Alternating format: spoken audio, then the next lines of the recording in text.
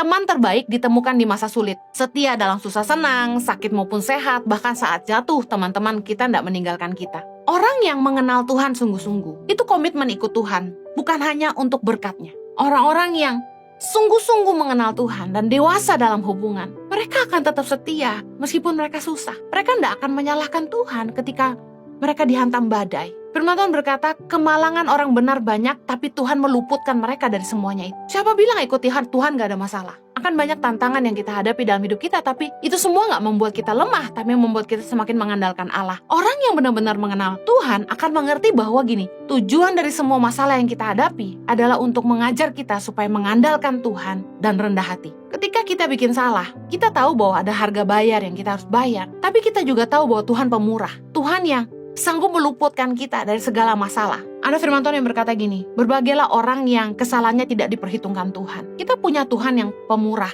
tapi kita harus tahu bahwa Tuhan itu benci kepada dosa. Dan kalau kita punya kedekatan dengan Tuhan, kita akan menjadi sensitif dengan apa yang Tuhan suka dan dengan apa yang Tuhan gak suka. Kalau kita dekat dengan seseorang, kita tahu apa yang dia gak suka. Ketika kita dekat dengan seorang teman, kita hafal makanan apa yang jadi kesukaannya. Kita akan hafal dia gak suka dibeginikan. Demikian juga dengan Tuhan. Kalau kita punya hubungan yang dalam dengan Tuhan, kita akan sesadar-sadarnya tahu bahwa Tuhan benci dosa. Kita tahu kita tidak boleh mempermainkan kasih karunia Allah. Kita paham bahwa hidup dalam dosa adalah pengkhianatan terhadap Allah. Karena di dalam hubungan ada komitmen. Kalau kita mau ikut Tuhan sungguh-sungguh, kita harus menjauhi dosa. Dalam hubungan, ketika kita punya teman-teman yang hanya mencari keuntungan dari kita, sementara mereka sendiri tidak mau bayar harga, itu nggak akan pernah bertumbuh jadi hubungan yang dalam. Tapi hubungan yang dalam adalah ketika keduanya mau berkorban. Nggak hanya mengambil keuntungan, tapi saling memberi diri untuk melayani. Orang yang mengenal Tuhan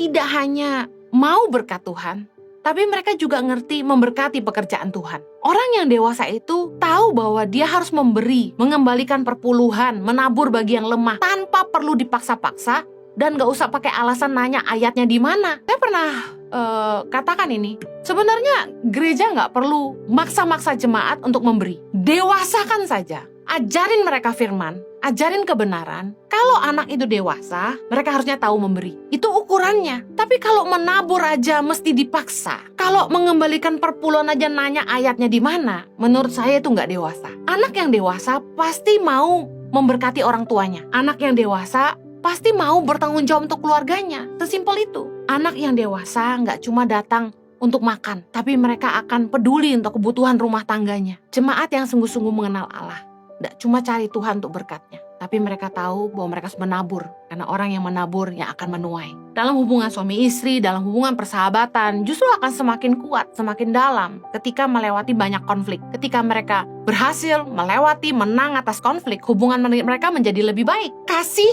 diuji justru ketika ada masalah, ada tantangan, ada konflik, dan ketika mereka mampu untuk saling mengampuni, mereka terbukti saling mengasihi. Amsal 10:12 bilang ini, kebencian menimbulkan pertengkaran, tetapi kasih menutupi segala pelanggaran. Orang yang sungguh-sungguh saling mengasihi itu bisa menerima kekurangan dan menghargai perbedaan. Dan orang yang sungguh-sungguh mengenal Tuhan tahu bahwa Tuhan itu punya belas kasihan.